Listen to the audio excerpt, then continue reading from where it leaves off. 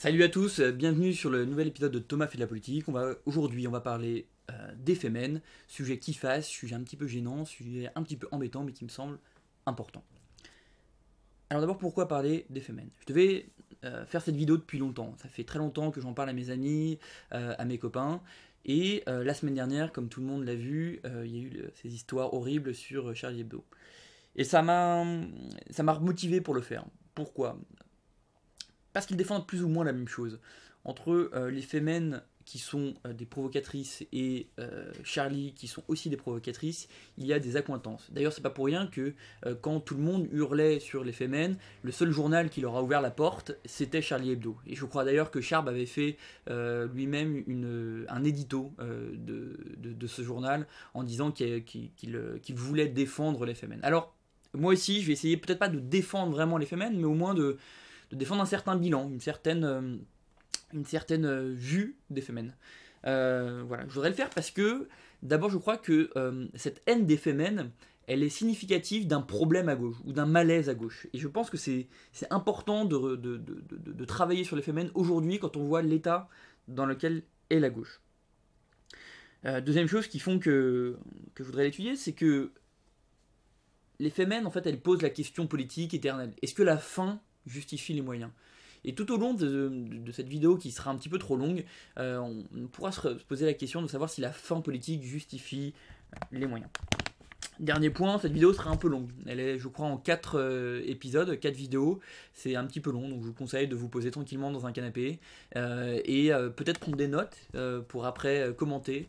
Et je vous invite à ne pas commenter tout de suite par réaction, mais à aller jusqu'au bout de la vidéo pour pouvoir un peu vous faire votre propre avis sur les Femen. Dernière chose, je pense que cette vidéo sera aussi disponible en podcast, ce qui permettra, si vous avez envie de l'écouter dans le métro ou en dehors de votre PC, de pouvoir écouter tout ce petit discours. Alors on commence. D'abord, on va parler de l'activisme. Ensuite, on va parler de la violence symbolique et de ce qui est le combat culturel. On parlera ensuite de la religion et puis on parlera de l'efficacité des Femen. Donc tout de suite, les Femen, c'est quoi? Les Femen, c'est un mouvement qu'on pourrait définir en 2 mots. C'est un mouvement d'activistes et un mouvement de féminisme. D'accord ?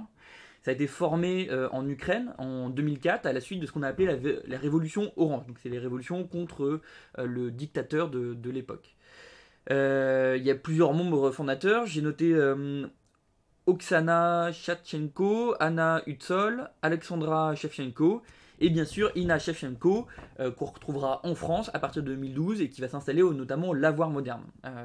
Pour la petite histoire, je vous invite à lire le livre de Caroline Fourès qui raconte cette arrivée de Inna Shevchenko en France. C'est assez intéressant et puis assez mignon, on va dire. Un point dont on parle souvent, il y aurait un Viktor Zviatsiki, alors je prononce sûrement mal son nom, qui serait l'homme pensant des Femen, qui dirigerait les Femen dans l'ombre depuis toujours. Première remarque, évidemment, l'homme pensant et la matière grise, c'est toujours un homme, et jamais une femme. Sauf que petit problème, Victor est un ami des Femen, mais il s'est fait plusieurs fois tabasser par les polices russes, et comme on peut le voir, les Femen a continué à exister. Je crois qu'il s'est pris notamment des coups de poing américains dans le crâne qui lui ont posé des problèmes mentaux, si je ne dis pas de bêtises. Voilà. Je vais pas rester trop longtemps sur l'historique parce que je vous invite à lire la page Wikipédia qui sera plus complète et plus intéressante. Et puis c'est pas ce qui m'intéresse. Ce qui m'intéresse, c'est de faire de la politique et de penser un petit peu au fond du mouvement. Une remarque quand même.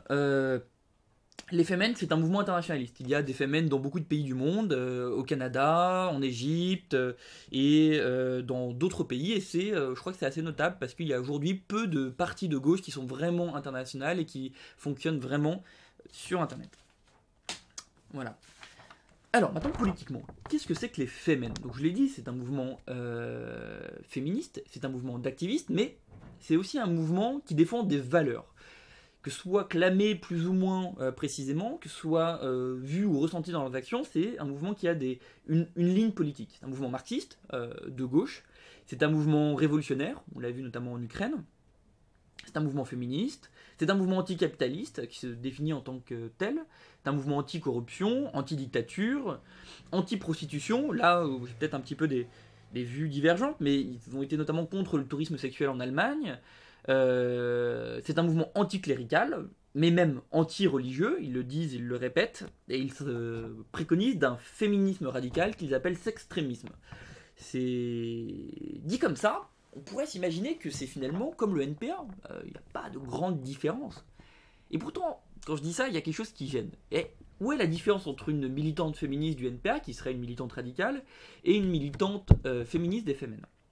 Eh bien, vous allez me dire, c'est quelque chose qui va s'apparenter à la méthode. Alors qu'est-ce que c'est qu'être un activiste? C'est d'être dans l'action plus que dans la réflexion. Effectivement, les Femen n'ont pas écrit de livres, n'ont pas écrit de manifestes, ni de traités, ou je n'ai pas connaissance. Je crois qu'Ina a écrit un livre, mais je crois que c'est un livre assez biographique, et il n'y a pas de corpus idéologique intellectuel très très fort avec les Femen. Et c'est déjà le premier problème. Aujourd'hui, la gauche, c'est difficile d'être un militant de gauche quand on n'a pas écrit d'articles ou qu'on n'a pas écrit de livres. Pourtant, l'activisme, ça existe depuis des années. Pendant la guerre, 39-45, les résistants allaient faire des actions, ils allaient faire sauter des rails de train, allaient tuer des nazis, et ils n'étaient pas en train de philosopher ou d'écrire des livres sur est-ce qu'on est pour ou contre le nazisme, est-ce qu'on trouve ça bien ou pas le nazisme. Non, non, c'était des gens qui étaient dans l'action. Ça veut dire que leur réflexion était déjà faite et qu'ils pensaient qu'il fallait aller maintenant dans l'action. Aujourd'hui, on a encore beaucoup de mouvements activistes. Je pense notamment aux faucheurs d'OGM. Ils ne sont pas dans la réflexion à se dire est-ce qu'il faut ou non des OGM, est-ce qu'il faut ou non laisser les expérimentations même sur les OGM. Ils sont dans l'action, ils disent aujourd'hui on va aller couper les OGM et ça va être très très bien. On pourrait penser aussi aux militants de Jeudi Noir qui font des actions pour aller investir des bâtiments vides pour pouvoir loger des gens. Un autre d'ailleurs point classique de l'activisme, c'est le tag politique. Le tag politique, c'est de l'action, c'est-à-dire qu'on va marquer un mot sur un mur. Et surtout, qu'est-ce que ça veut dire? Ça veut dire qu'on va l'imposer à des gens. D'ailleurs, c'est assez intéressant, c'est que souvent les activistes sont plutôt anonymes. Je crois que c'est un des premiers problèmes avec l'extrême gauche classique, c'est que l'extrême gauche est un mouvement anonyme, là où les Femen ne sont pas un mouvement anonyme. Ils ont des noms, les Femen ont des noms, ils ont des visages qu'on peut quasiment reconnaître, et ils sont organisés. Deuxième problème, il y a un refus à l'extrême gauche de tout ce qui est médiatique. Et pourtant, on l'a vu avec le tag, on impose une vision politique, on impose quelque chose aux gens, mais alors dès qu'il s'agit de passer à la télévision, ou de faire connaître des idées au niveau du monde entier, ou au niveau d'un pays, ce serait un problème. L'argument avancé par l'extrême gauche, c'est que souvent les médias sont de mèche avec le pouvoir. Et ils n'ont pas tort. Mais pourtant, est-ce qu'ils ne perdent pas en efficacité politique? Est-ce que la pureté d'être dans des médias indépendants que personne ne lit est quelque chose d'intéressant? Je vous laisse y réfléchir.